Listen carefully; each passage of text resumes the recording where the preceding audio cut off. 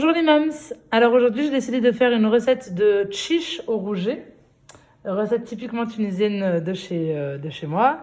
Donc pour ce faire il faudra donc 3 rougets qui sont ici en filet. Hop. Avec donc il nous faudra du concentré de tomate, à peu près une boîte, une petite boîte bien sûr, 2 feuilles de laurier. De la coriandre ainsi que du persil. On n'utilisera que la moitié de la botte que je viens d'hacher, ainsi que la moitié de l'autre botte que je viens d'hacher aussi. Ici, il y a un oignon ainsi que 4 gousses d'ail que j'ai hachées au préalable. De l'huile, l'équivalent de 50 grammes. De l'orge, bien sûr, donc l'équivalent de 100 grammes. Qu'on appelle aussi chiche ou fric en arabe, en tunisien. Et enfin, de beaucoup d'épices. Je m'explique. La shorba chiche, ça va être hyper épicée et plutôt savoureuse. Elle va venir donc à l'aide du goût du poisson apporter un goût succulent à la soupe. Alors, les Marocains et les Algériens, vous n'allez pas bien apprécier.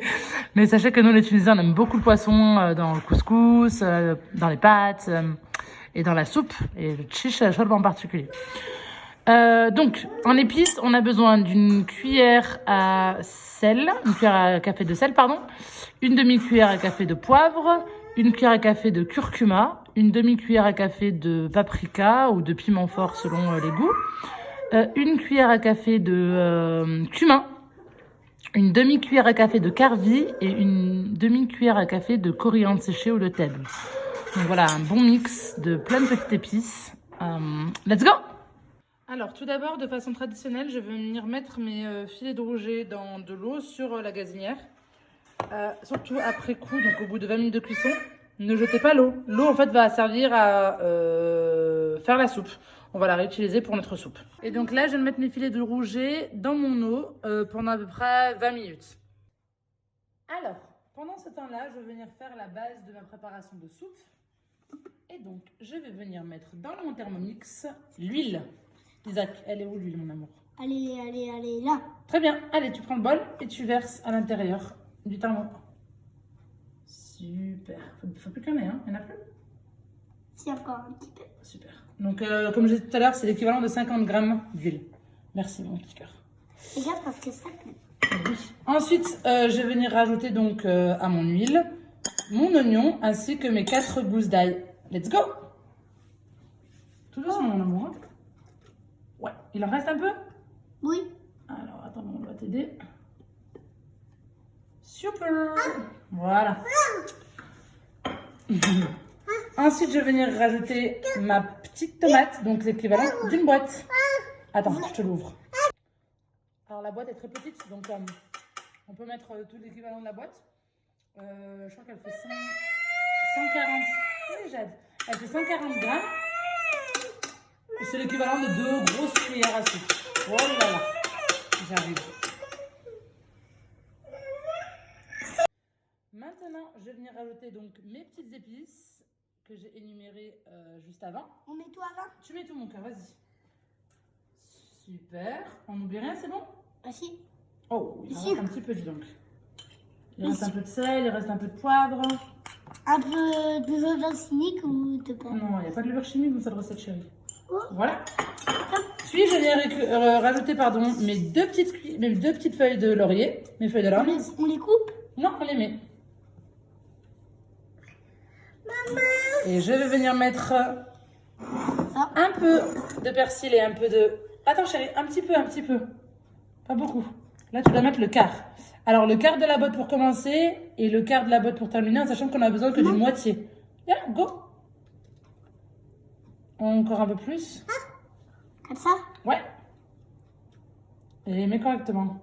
Allez, super. Et maintenant, coriandre. Ouais, c'est suffisant. Super. Je vais venir mouiller avec un peu d'eau et faire cuire tout ceci. Allez, du coup, je rajoute un peu d'eau. L'équivalent de 50 grammes, hein, vraiment juste pour ouvrir en fait le concentré de tomate.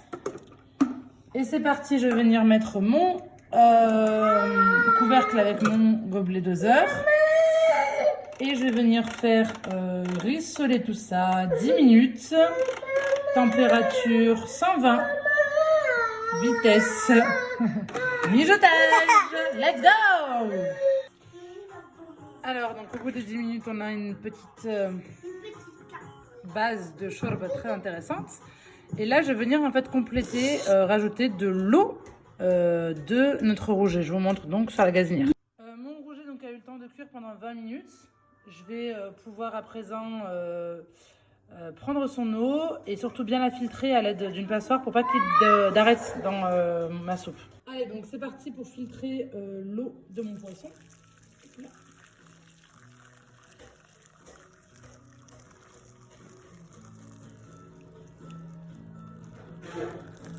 Voilà. Et je vais venir donc rajouter toute cette eau dans mon bol de Thermomix. Allez, je vais recouvrir donc ma préparation à l'aide de cette eau.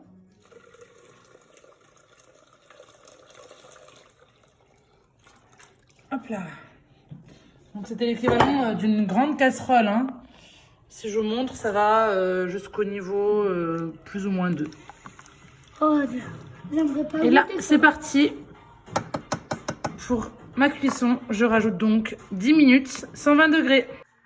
Donc au bout de ces 10 minutes à 120 degrés, je vais donc rajouter mes 100 g d'orge et mon poisson découpé en morceaux. Donc pendant ces 10 minutes là, je vais venir couper mon poisson en petits morceaux. Je vous montre. Alors le rouget a la capacité d'avoir très peu d'arêtes en fait, donc ça c'est l'avantage. Cependant, il est très important de bien vérifier qu'il n'y en ait pas, surtout si vous comptez donner ça à vos enfants. Personnellement, mes enfants adorent manger de la soupe.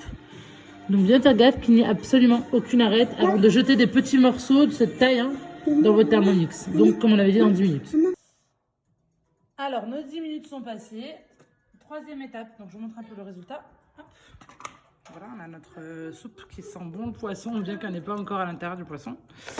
Je vais venir ici rajouter donc mon chiche, donc mon orge, hop, 100 grammes. Et donc c'est parti pour 15 minutes, température 120 degrés. Attention, on inverse les couteaux pour pas que ça me hache le morceau de poisson. Mijotage. Alors, si vous voyez qu'au bout de 15 minutes, c'est pas tout à fait cuit, n'hésitez pas à rajouter 5 minutes de plus, ça dépend. Ça dépend de l'orge, déjà s'il est acheté en vrac ou s'il est en sachet. Ça dépend aussi de votre poisson. Mais moi, je sais que 15 minutes, c'est suffisant et qu'en général, c'est très bon. À vous de voir. Dans tous les cas, là, dans 15 minutes, c'est prêt. On peut passer à table.